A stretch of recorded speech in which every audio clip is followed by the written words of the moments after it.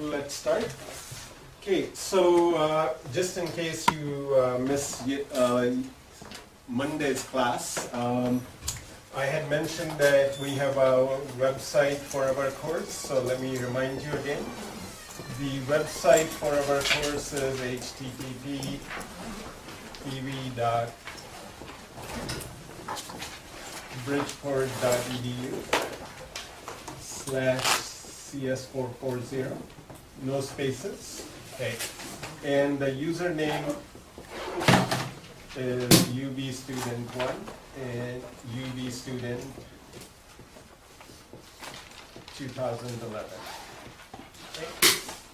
So every lecture will be videotaped, and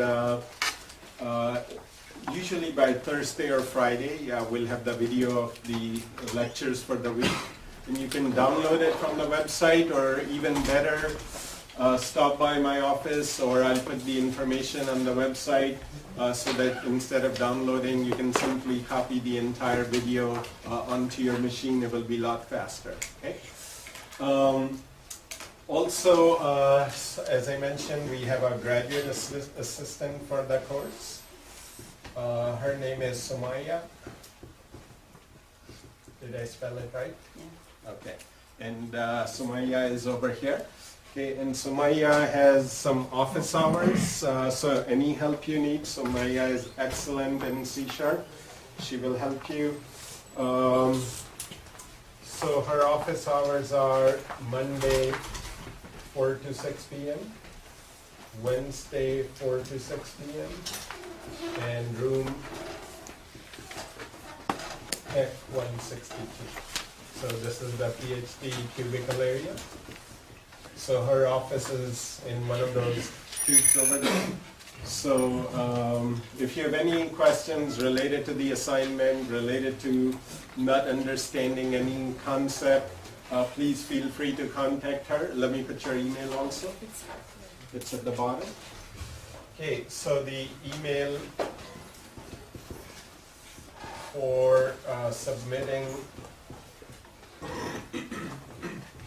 assignments, as well as contacting Sumaya, will be CS440 fall 2015 at yahoo.com.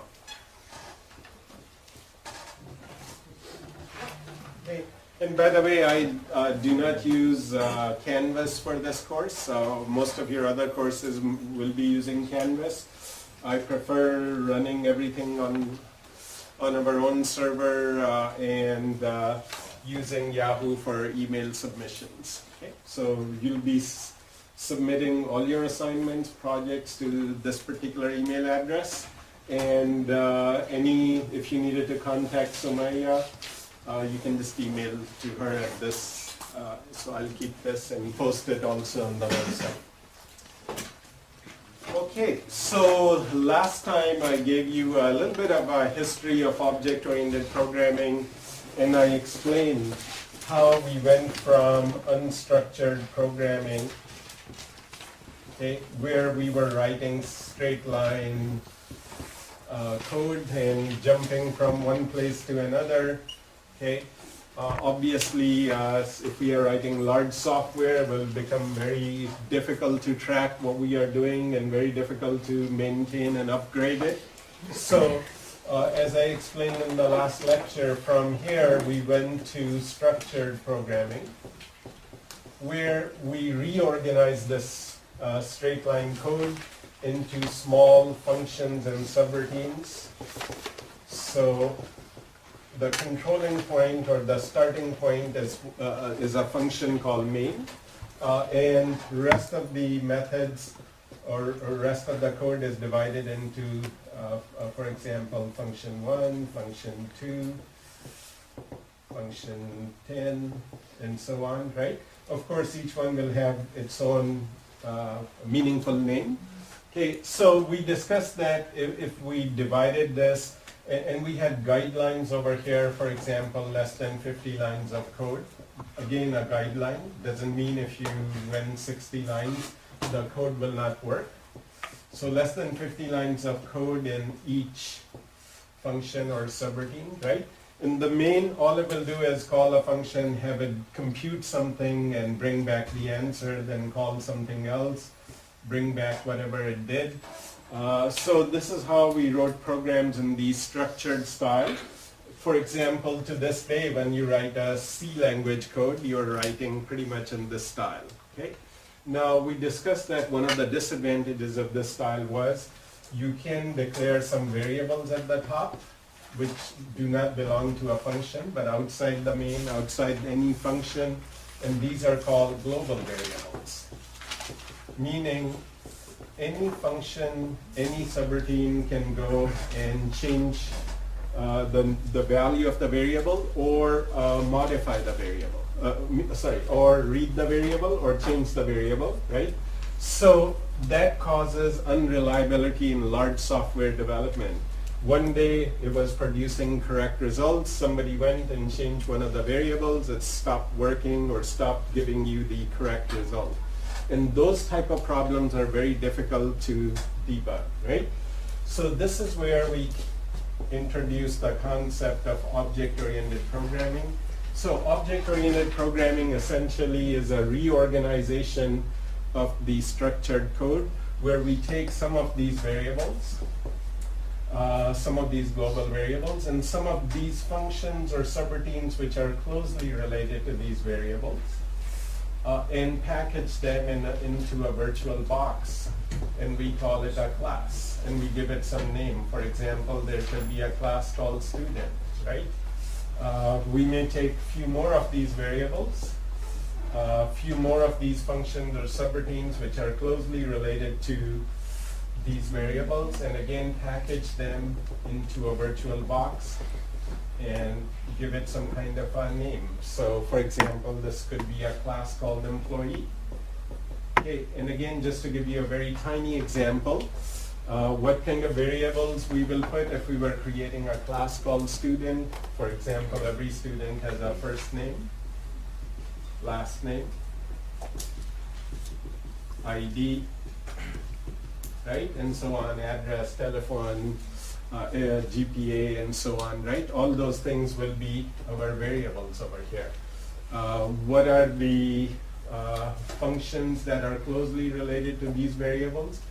For example, how many hours left to graduate?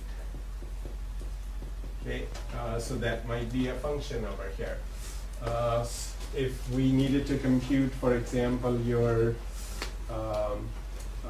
balance that you owe to the university, that might be another function over here, compute balance, and so on, right?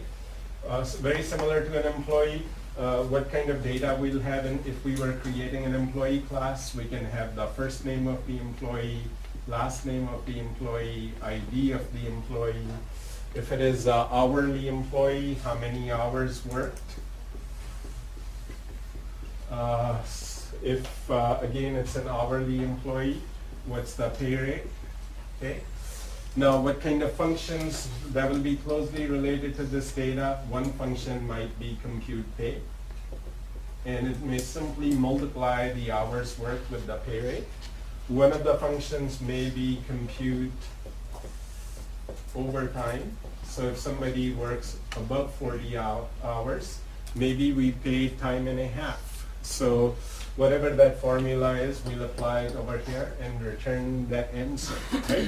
Okay, so as we discussed in object-oriented programming, we'll organize our code so that we'll be writing many of these classes, okay? Depending upon what kind of application we are creating, we'll be creating classes representing the physical entities in that particular domain, okay? So for example, if you are creating a human resources application, okay, what kind of classes we will typically need?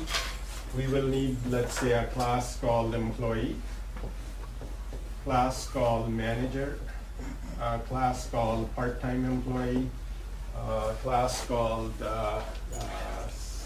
laboratory assistant. So whatever the organization is, what are the a class called vice president, class called president, right? So whatever physical things exist in the in that application, each one of them will be represented as a class. Okay.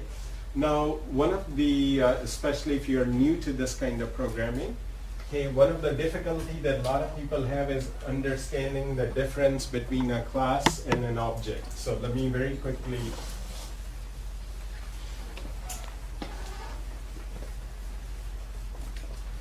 clarify that.